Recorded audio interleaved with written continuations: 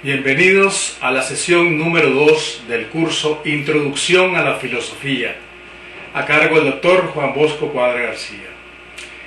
En la sesión número 1 hablábamos de la protosustancia, es decir, la primera sustancia que da origen a todo lo que existe, o sea, al universo, que era precisamente lo que más despertaba la admiración en los primeros pensadores de la humanidad, llamados los presocráticos o filósofos de la naturaleza.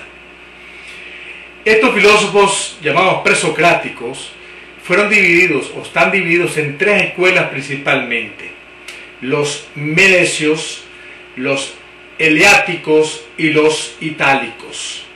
Los melesios está el mayor representante, es el primer filósofo de la humanidad, así se considera, a Tales de Mileto, Anaxímenes, Anaximandro, Anaxágoras, Heráclito de Éfeso y Empédocles de Agrigento. Entre los eleáticos están dos que son los Parménides y Zenón de Elea. Y los itálicos, el más representante de esta escuela es Pitágoras de Samos.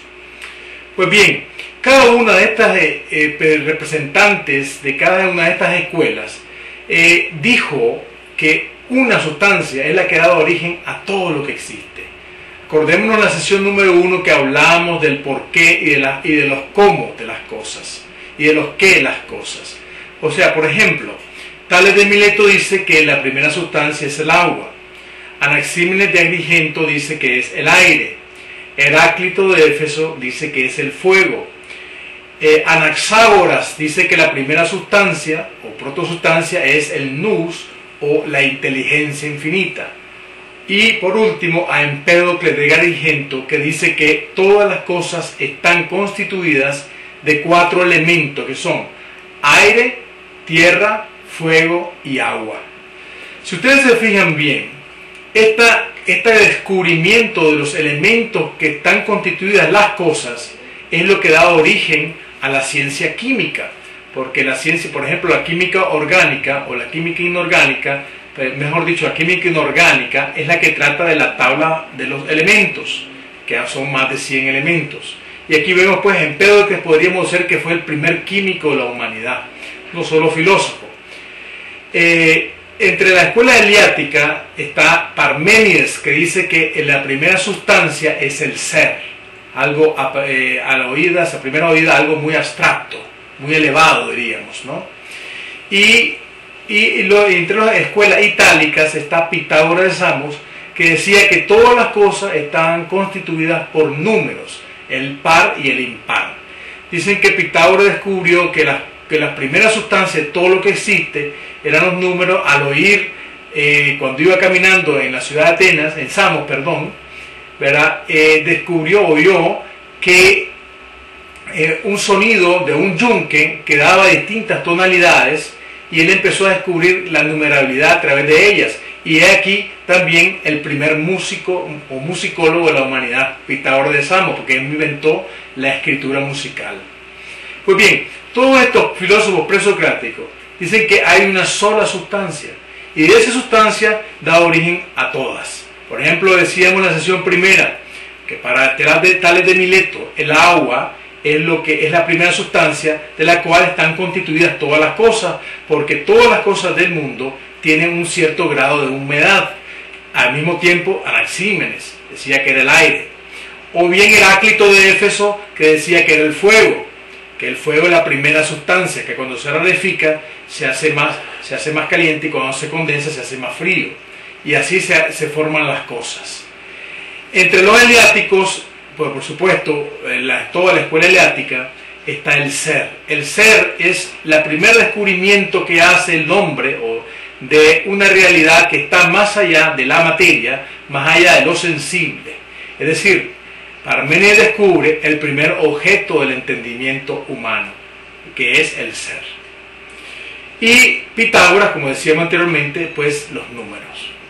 Ahora bien, ¿qué es lo que nos interesa a nosotros para una introducción a la filosofía? Estos pensadores.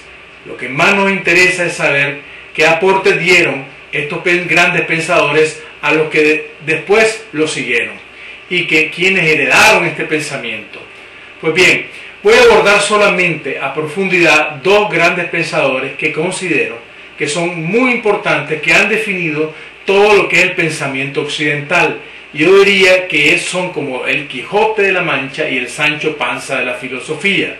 Me refiero a Parménides, que es el que dice que la primera sustancia es el ser estático, y Heráclito de Éfeso, que proclama el devenir, o sea, el ser dinámico. Pues bien, Parménides de Elea. Este gran filósofo dijo y confesó que unas ciertas diosas le confesaron a él, o mejor dicho, le revelaron, que el ser es y que no puede no ser. Es decir, que el ser es simple y sencillamente un ser estático, sin ventanas. Él se lo figuró como si fuera una especie de esfera encerrada sin ventanas, y que es un ser que es y no puede no ser, porque no tiene nada de no ser. En cambio, Heráclito de Éfeso descubre a través de los sentidos que el mundo está en continuo movimiento. Es decir, que el ser dinámico es lo primero, es lo que llamó el devenir. ¿Y qué es el devenir? Es un paso del ser al no ser, y del no ser al ser. Ese es el devenir. ¿Quién capta el devenir? Los sentidos, los ojos, los oídos y todos los otros sentidos que podemos utilizar cuando contemplamos el mundo. Nosotros cuando contemplamos el mundo externamente, acordémonos, la verdad objetiva externa, la contemplamos como moviéndose.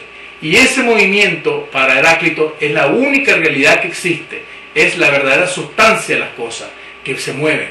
Y llega a decir inclusive Heráclito que nadie se baña dos veces con la misma agua en un mismo río.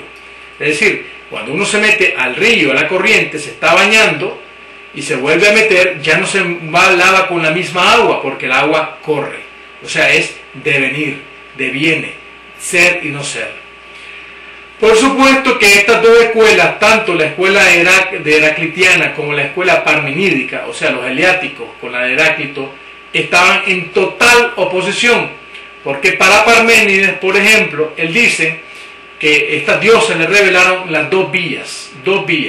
Una vía que es la vía del nous, que la conduce al ser, que a su vez se divide en dos. Una que es lo que es la vida de lo que es, y la otra vía que es la que no es. Es decir, el nous o inteligencia es capaz de diferenciar lo que es de lo que no es. Es decir, podríamos hablar en nuestro lenguaje, la inteligencia es la única que puede captar o diferenciar la verdad de la falsedad. O sea, la verdad es el ser, la falsedad es el no ser. En cambio, la otra vía, que es la vía de la doxa en griego, que significa opinión, estas dos vías están juntas. Es decir, es la vía del ser y el no ser. O sea, ¿qué es una opinión? Una opinión es que no sabemos si es falsa o si es verdadera. Y la gente lo acepta, puede ser falsa o verdadera. Es la vía de la doxa, o la vía de la opinión, que es la vía no científica. Pues bien, si nosotros comparamos estas dos vías, vamos a encontrar unas enormes diferencias, unas enormes contradicciones, y vamos a decir, ¿quién tiene la razón? ¿Heráclito o Parménides? Pues bien, vamos a continuación a explicar cómo responden la escuela eleática o la escuela de Parménides con su mejor representante llamado Zenón. Zenón está de acuerdo con su maestro de que el movimiento es no ser, y para eso inventó unas famosas aporías. La primera aporía que les estamos poniendo a continuación es la aporía del segmento. Es decir, una persona que se dirige de un punto A a un punto B tiene que pasar siempre por la mitad. Esa mitad se llama punto C. Pero para llegar al punto C desde A, tiene que pasar por la mitad. Ese se llama punto D. Y para llegar al punto D, tiene que pasar por la mitad entre A y D, que es E. Y así hasta el infinito. De tal manera que la persona que comienza a caminar tiene que ir a la mitad de la mitad de la mitad de la mitad de la mitad de la mitad, la cosa que jamás sale de A. Es decir, esto parece un absurdo al sentido común, pero al punto de vista racional tiene mucha lógica. Si yo llego a la mitad de la mitad de la mitad de la mitad, jamás parto, estoy como patinando. Es decir, jamás llego al punto B, o sea, a la meta. ¿Por qué? Me quedé en la mitad, en la mitad, en la mitad, en la mitad. Y es para decir, al final, el movimiento no existe. El movimiento es algo que no se comprende lo que es. La segunda aporía de Zenón de Elea es bastante interesante también. Es la aporía de la flecha.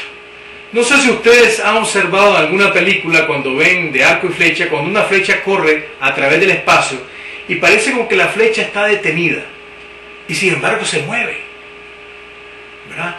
Y hay un principio metafísico que dice, y se lo estamos poniendo aquí en el cuadro, en el esquema, que para que una cosa ocupe un lugar en el espacio tiene que estar en reposo. Es decir, si yo pongo un libro sobre un escritorio, el libro, para que ocupe un lugar en el espacio, tiene que estar quieto, ¿ya? Eso es lógico, ese es un principio que cualquier persona lo acepta. Pues bien, si yo lanzo una flecha, la flecha ocupa un lugar en el espacio y sin embargo se mueve. Dos conceptos contradictorios no pueden ir juntos. Una cosa no puede estar en reposo y al mismo tiempo estar en movimiento.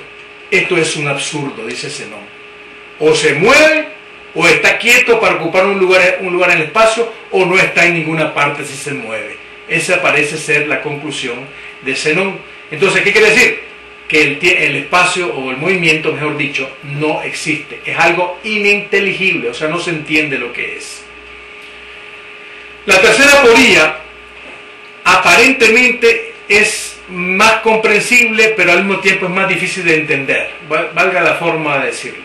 Es de Aquiles y la tortuga. Aquiles, llamado el de los pies ligeros. Es una competencia. Aquiles va a alcanzar a la tortuga, pero la tortuga, Aquiles le da una ventaja de 50 metros a este animal. Pues bien, dice Zenón que jamás va a alcanzar a la tortuga. Aquiles, por muy rápido que sea, aunque la tortuga sea más lenta. ¿Por qué? Porque si ustedes se fijan en el segmento, cuando Aquiles llega a los 50 metros, ya la tortuga ha avanzado un poco más. Pongámosle que ha avanzado 10 centímetros. Cuando después Aquiles llega a una gran velocidad y la tortuga ya avanzó esos 10 centímetros, cuando ha llegado a esos 10 centímetros Aquiles, la tortuga avanzó un poquitito más y así jamás la alcanza. Es decir, es como estar compitiendo contra alguien que cuando llego a una meta, esa persona, aunque sea muy lenta, ya siempre me ve una ventaja. Por supuesto que esto va en contra del sentido común, porque si nos vemos compitiendo, si yo doy ventaja a una persona, a un niño de 5 años, y yo que soy adulto, claro que lo paso, pero entendamos el razonamiento de Zenón. Es decir, espacialmente, cuando llega Aquiles a los 50 metros, la tortuga siempre avanza un poquito más. Y si llega después de ese poquito más, Aquiles llega un poquito más, y la tortuga siempre avanza un poquito más. Entonces se concluye que Aquiles jamás alcanza a la tortuga. ¿Cuál es la explicación de esto? Muy sencillo. La escuela eleática dice que el movimiento no existe, que no se puede entender lo que es. Volvamos de nuevo a Heráclito. Heráclito dice que es lo único que existe, que es el movimiento. Todas las cosas se comprueban por medio de la experiencia sensible, que están en continuo devenir, en continuo ser de cambio. Entonces nos encontramos con la gran antinomia: el ser estático o el ser dinámico. ¿Qué va a definir la filosofía? El ser estático es el ser de los metafísicos, de los lógicos, y el ser dinámico es el ser de la física, de las ciencias naturales, que estudian las cosas en su dimensión cambiante y variante. Entonces, esto es el gran esquema que vamos a presentar y que vamos a continuar, más que todo en nuestro curso de metafísica, cuando lo abordemos a profundidad, estos dos grandes pensamientos, que son los que definen lo que llamamos anteriormente el Quijote y el Sancho Panza de la filosofía: lo ideal y lo real. El Quijote idealista, el Sancho Panza materialista. Es Heráclito materialista, Parménides idealista. Y eso vamos a verlo cómo lo recoge el gran filósofo Platón.